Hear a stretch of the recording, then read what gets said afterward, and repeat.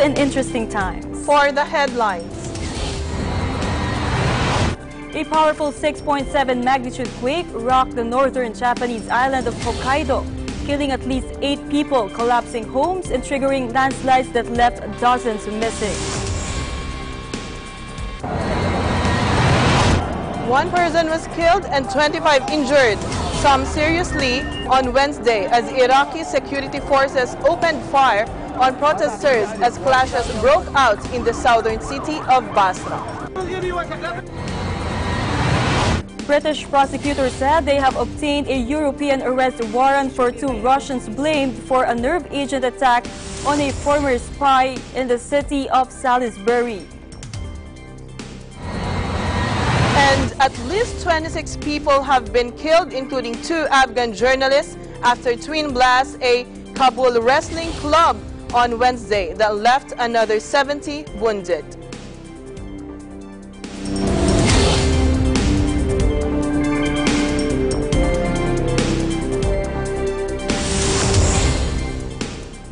I'm Judith Llamero, wherever you're watching from around the world. Thank you very much for joining us tonight. We welcome our viewers here in the Philippines and around the world. Good evening, everyone. I'm Mariel Soriano.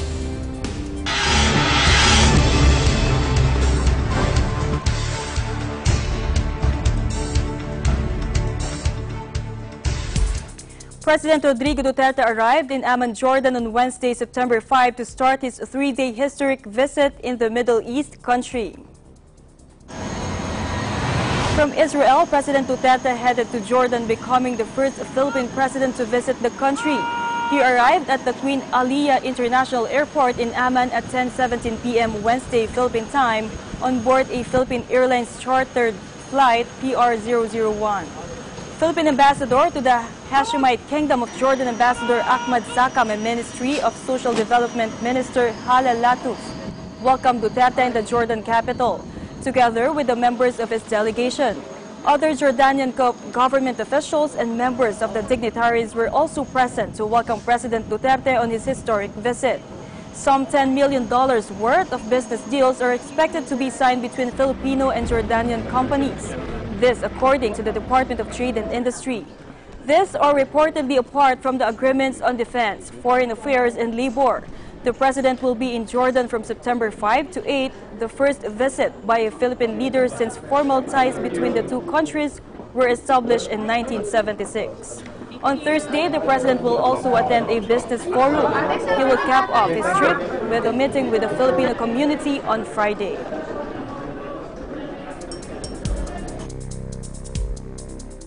A powerful 6.7 magnitude quake rocked the northern Japanese island of Hokkaido, killing at least 8 people, collapsing homes, and triggering landslides that left dozens missing. Multiple large-scale landslides struck the sparsely populated countryside, which was also hit by the edge of a powerful typhoon that surged through Japan earlier this week.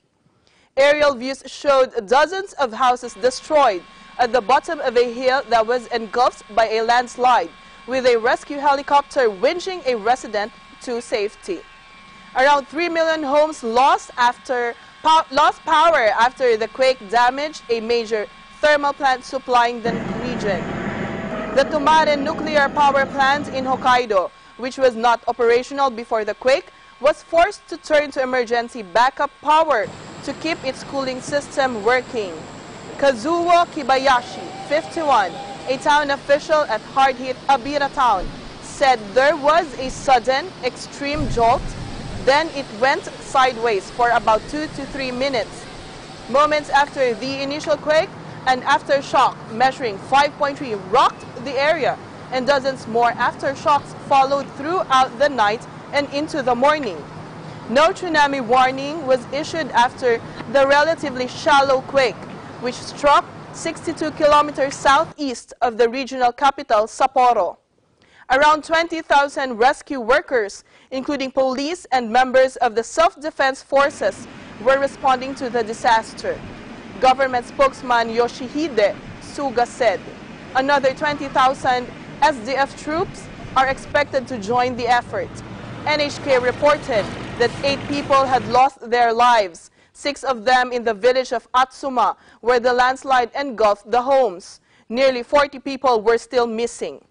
Local media said the dead also included an 82-year-old man who fell down the stairs at his home during the quake, and that around 130 people had sustained minor injuries. Japan is still recovering from the worst typhoon to hit the country in 25 years, which struck the western part of the country on Tuesday, claiming that at least 11 lives and causing major damage to the region's main airport.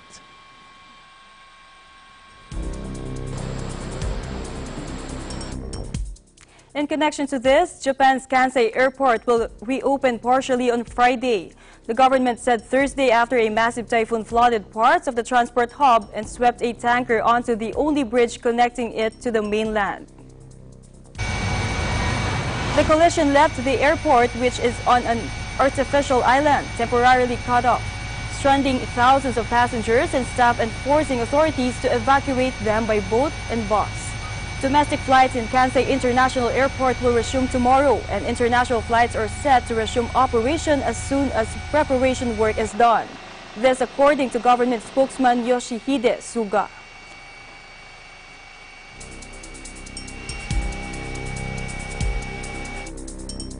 One person was killed and 25 injured, some seriously, on Wednesday as Iraqi security forces opened fire on protesters as clashes broke out in the southern city of Basra, a day after 6 people were killed in demonstrations over poor public services. Gunshots and tear gas were fired by security personnel directly at demonstrators who had gathered in their thousands outside the regional government headquarters. The measures failed to disperse protesters who responded by hurling Molotov cocktails and letting off fireworks at the security forces. Security forces later stopped firing in the direction of protesters and instead fired gunshots in the air and used tear gas. Reinforcements had been sent to Basra and concrete blocks erected to protect the government building, which for demonstrators has become a symbol of state corruption and neglect. Basra and the surrounding province have been the focus of angry anti-government demonstrations that have rocked Iraq since early July. Residents are particularly angry over pollution of the local water supply, which has put 20,000 people in hospital.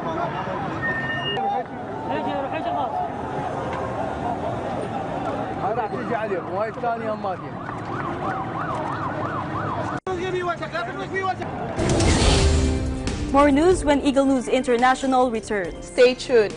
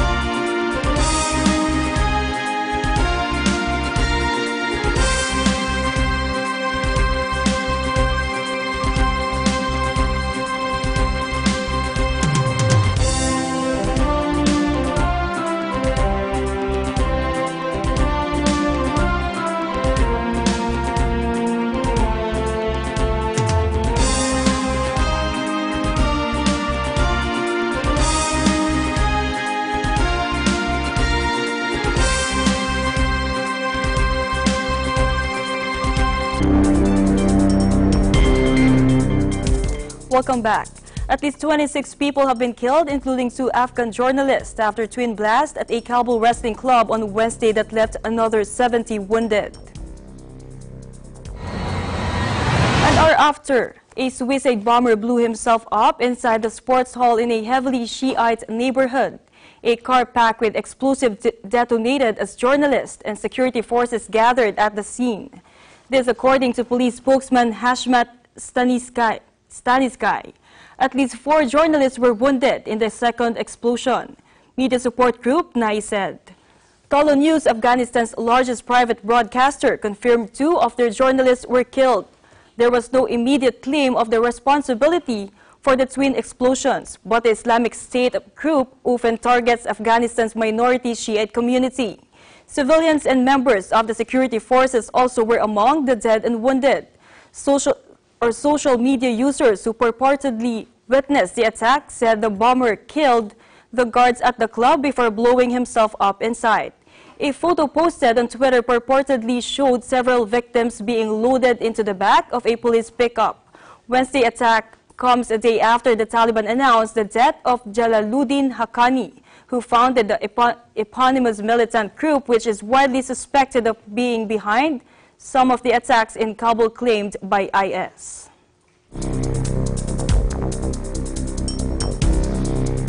British prosecutors said they have obtained a European arrest warrant for 2 Russians blamed for a nerve agent attack on a former spy in the city of Salisbury. Police identified Alexander Petrov and Ruslan Boshirov as the men who tried to kill Russian former double agent Sergei Skripal and his daughter Yulia with Novichok in March. Novichok is a military-grade nerve agent developed by the Soviet Union during the Cold War. Assistant Commissioner Neil Basu of London's Metropolitan Police, Britain's top counter-terrorism officer, said the 2 men were believed to be in their 40s. Basu added that photos were being released of the men in the hope that a member of the public would recognize them. The Crown Prosecution Service, or CPS, said it would not apply for their extradition, as Russia had made clear in previous cases that it did not extradite its nationals. The CPS said the pair faced charges of conspiracy to murder Skripal and the attempted murder of him, his daughter, and Nick Bailey, a policeman injured in the attack. They are also accused of using a banned chemical weapon and causing grievous bodily harm with intent to Yulia Skripal and Bailey.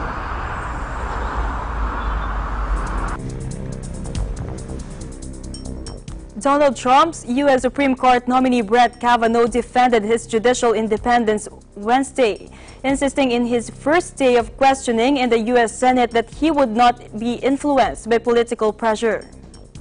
For a second straight day, protesters repeatedly interrupted his confirmation hearing as senators grilled Kavanaugh over abortion rights, gun legislation, and whether the sitting president can be compelled to respond to a subpoena. Kavanaugh's loyalty to Trump has emerged as a point of friction, with Democrats voicing concern about the nominee's views on the scope of presidential power and the extent to which a commander-in-chief can or should be protected from investigation.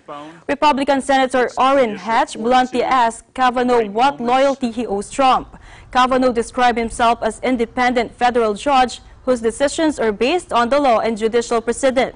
As an example of precedent, he cited U.S. v. Nixon, the Supreme Court's unanimous 1974 ruling that the President Richard Nixon was required to comply with a subpoena seeking the tapes of his Oval Office conversations. So I think the first thing that makes a good judge is independence, not being swayed by political or public pressure. That takes some backbone. That takes some judicial fortitude.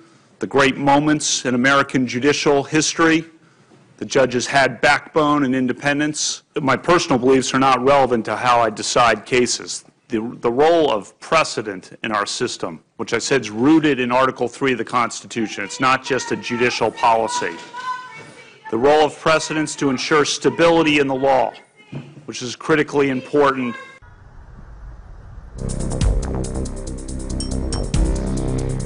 Prime Minister Benjamin Netanyahu has ordered the closure of Israel's embassy in Paraguay after the South American country announced it was moving its mission back to Tel Aviv from Jerusalem.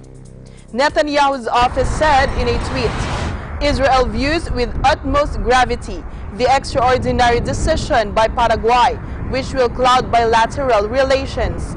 Paraguay's announcement that it was moving the embassy back to Tel Aviv came little more than 3 months after it had transferred it to Jerusalem following a similar move by Washington. U.S. President Donald Trump's deeply controversial move to recognize the disputed city as capital of Israel sparked outrage among Palestinians who see Jerusalem's east as the capital of their future state. In May, then-President of Paraguay Horacio Cartes met with Netanyahu in Jerusalem after his country and Guatemala opened their embassies there. His successor, President Mario Abdo Benitez, who took office in August, decided to move it back to Tel Aviv, saying that this will contribute to the intensification of regional and international diplomatic efforts and that aim to achieve a broad, just and durable peace in the Middle East. The Palestinians responded by saying they would immediately move to open an embassy in Paraguay's capital, Asuncion. This according to official news agency WAFA.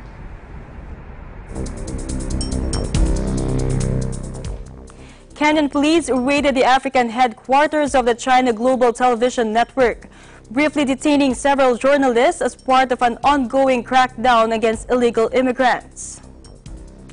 Cell phone footage of the raid seen by AFP showed armed plainclothes police bundling Chinese staff into vehicles while demanding that reporters of other nationalities produce their passports or accompany them to the police station.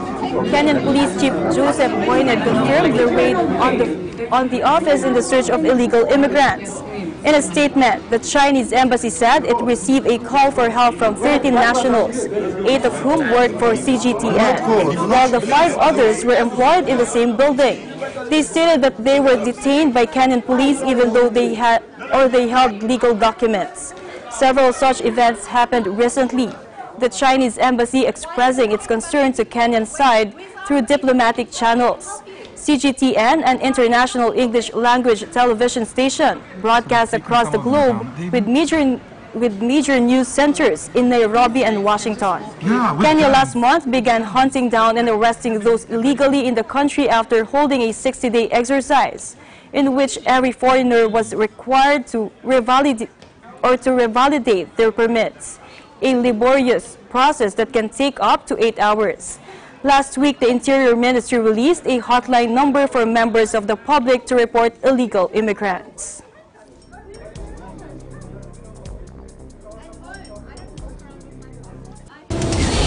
More news continues when Eagle News International returns. Stay tuned.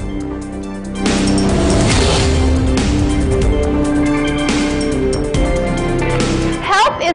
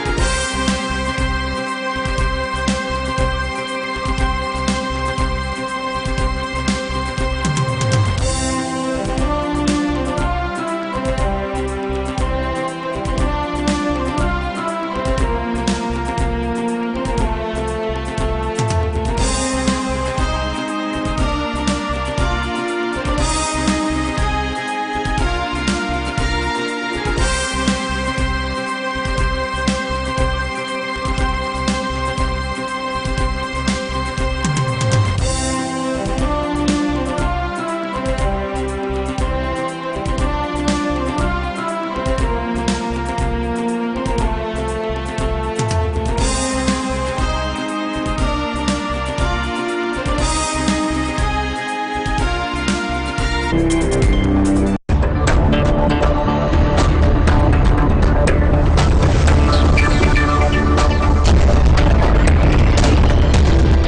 back. North Korean leader Kim Jong-un meets with South Korean President's Special Envoy Chong Yong in Pyongyang, where he renewed his commitment to the denuclearization of the Korean Peninsula. After the meeting, Seoul announced that North Korean leader Kim and South Korean President Moon Jae will hold a summit in Pyongyang on September 18 to 20 to discuss practical measures to denuclearize the Korean Peninsula. South Korean National Security Advisor Chong Yong flew to the north on Wednesday, where he handed over a personal letter from Moon to Kim as Seoul seeks to kickstart the diplomacy that led to the landmark summit between U.S. President Donald Trump and the North Korean leader in June, where they pledged to denuclearize the Korean Peninsula. But no details were agreed at the Singapore summit, and Washington and Pyongyang have sparred since on what that means and how it will be achieved. However, in his meeting with Chung, Kim renewed his commitment to that goal, North Korea state media said Thursday.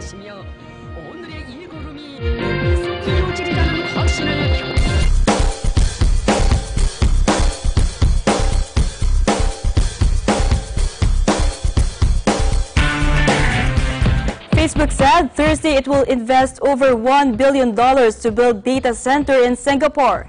It's first in Asia, powered by renewable energy and adapted to the city-state's tropical climate. The center is expected to be operational around 2022 and will host Facebook servers and centralize its IT operations. This according to Thomas Furlong, Facebook Vice President of Infrastructure Data Centers.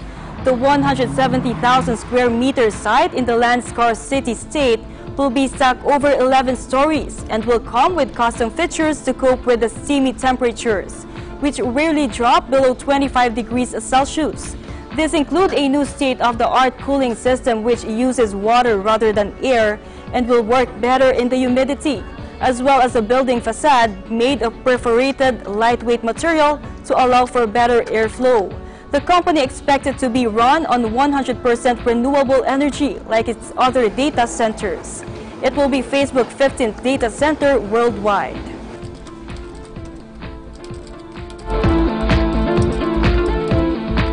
President Donald Trump's administration warned of a possible legal crackdown on big technology companies over competition or political bias in a bombshell announcement that came as social media executives were defending their policies before the lawmakers.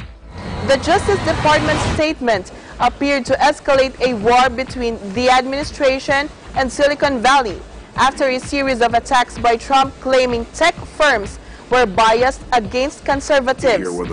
According to the statement, Attorney General Jeff Sessions convened a meeting of state attorneys general later this month to discuss a growing concern that these companies may be hurting competition and intentionally stifling the free exchange of ideas on their platforms. The suggestions of legal or regulatory action caught many tech industry observers by surprise and came as lawmakers were holding hearings on foreign influence campaigns on social media and transparency. Daniel Castro of the Information Technology and Innovation Foundation said the intent of the statement was not clear, but that it was worrisome. Castro also said social media platforms have the right to determine what types of legal speech they will permit on their platforms. He added the federal government should not use the threat of law enforcement to limit companies from exercising this concern. In particular, law enforcement should not threaten social media companies with unfounded investigations.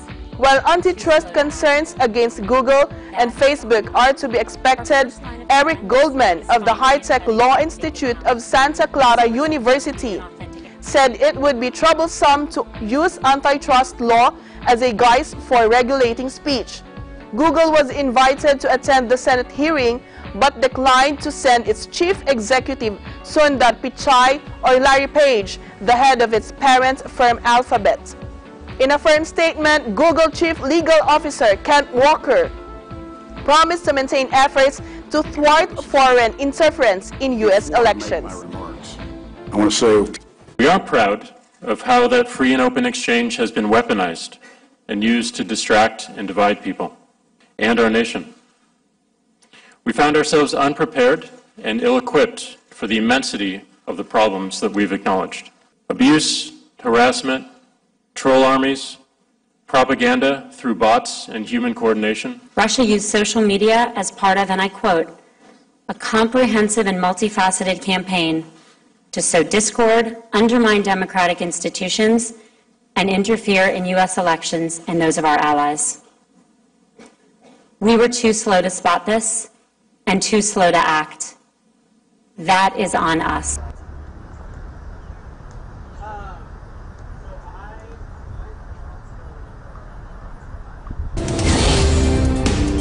Eagle News International will be right back.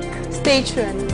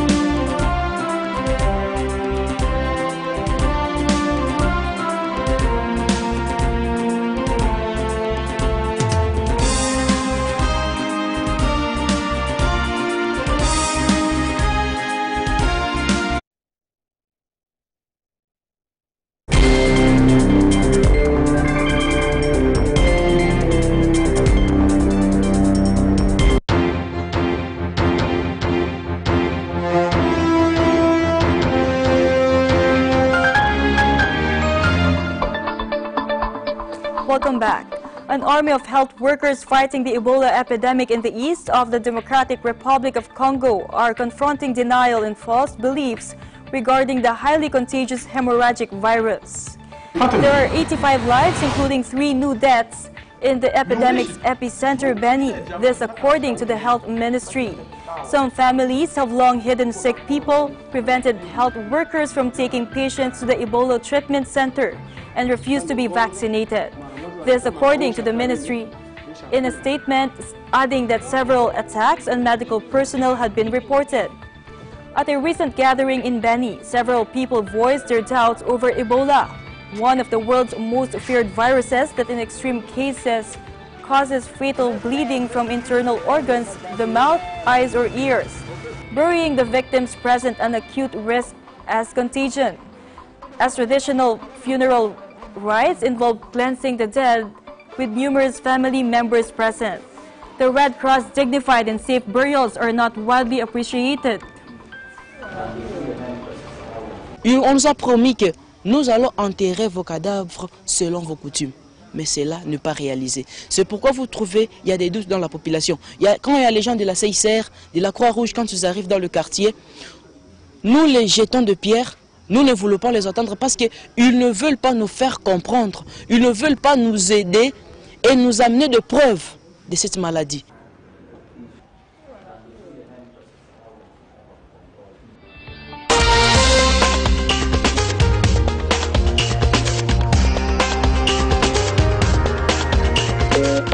Norway has completed the frame of the world's tallest timber building, which is being lauded for being environmentally friendly and fire resistant.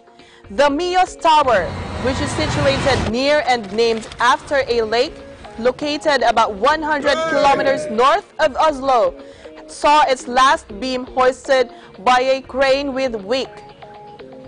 At 85.4 meters, it has 18 floors. Promoters say that using wood, a renewable material, makes it possible to reduce carbon dioxide emissions compared to concrete, which is the primary material of residential buildings in cities. Constructors say the building is fire resistant and it uses glue laminated timber that will only burn when continuously exposed to flames. When it opens in March 2019, the tower will surpass its 49-meter counterpart tree in Norwegian, which previously held the record of the world's tallest wooden building and is located in the western city of Bergen. The Mios Tower is to hold apartments, an indoor swimming pool, a hotel, offices, a restaurant, and common areas. It was originally supposed to be 81 meters high, but a rooftop pergola added another 4.4 meters. This addition makes it slightly higher than the Ho-Ho Tower currently being constructed in Vienna. Verdens høyeste trehus, så det er vi naturligvis kjempestolte av. Nei, altså treverket det er jo et levende materiale.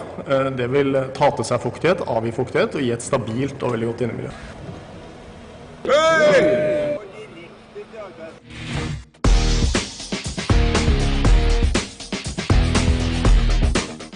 In tennis, two-time champion Novak Djokovic ended Jan Millman's fairytale US Open run on Wednesday, beating the 55th ranked Australian in straight sets to book a semi-final clash with Kei Nishikori.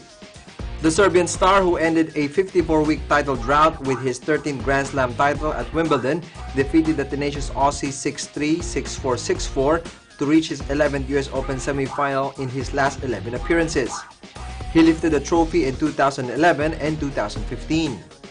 Nishikori, the 21st seed, advanced with a 2-6, 6-4, 7-6, 4-6, 6-4 victory over Marin Cilic, the man who beat him in the 2014 final.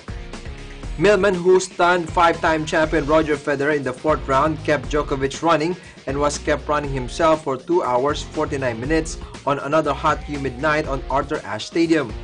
It was clear that it could be a long night when the players battled for more than 50 minutes in the sixth game of the opening set, Millman saving 4 break points. The Aussie saved another 4 in the opening game of the second set, and as the duel continued, both players were clearly feeling the effects of long, entertaining rallies. Millman, his clothes soaked, made an orthodox request to go change after the fourth game of the second set, Djokovic agreeing. Japan's Nishikori, who missed last year's US Open after a season-ending wrist injury, joined compatriot Naomi Osaka in reaching the semis to the first time that a Japanese and women have reached the last 4 in the same Grand Slam. Meanwhile, Nishikori stunned then world number 1 Djokovic in the semifinals in the 2014 to become the first man from an Asian country to reach a championship match of a major. But he wasn't returned to a Grand Slam final since falling in the US Open semis in 2016. But he hasn't returned to a Grand Slam final since falling in the US Open semis in 2016 against Cilic. He labored for 4 hours and 8 minutes. Nishikori appeared to be in control of the fifth set with a break for a 3-1 lead. He had 2 game points for a 5-2 lead, but a double fault and a backhand wide opened the door for Cilic, who stormed through shouting "got it" when he secured the break to narrow the gap to 4-3. But Nishikori broke Cilic in the final game, capturing the match with a blistering service return. In football, French teenage sensation Kylian Mbappe had been suspended for 3 matches after his red card against Nimes last weekend, the French league announced on Wednesday. The 19-year-old, who also scored in the 4-2 win, was sent off for pushing over Teji Savanier after the Nimes player hacked him to the ground. The French champions will be without Mbappe for Ligue 1 games against Saint Etienne on September 14, Rennes on September 23, and Reims 3 days later. And these are the stories for EN Sports. I'm Ben Bernaldez and I'm 1 with 25.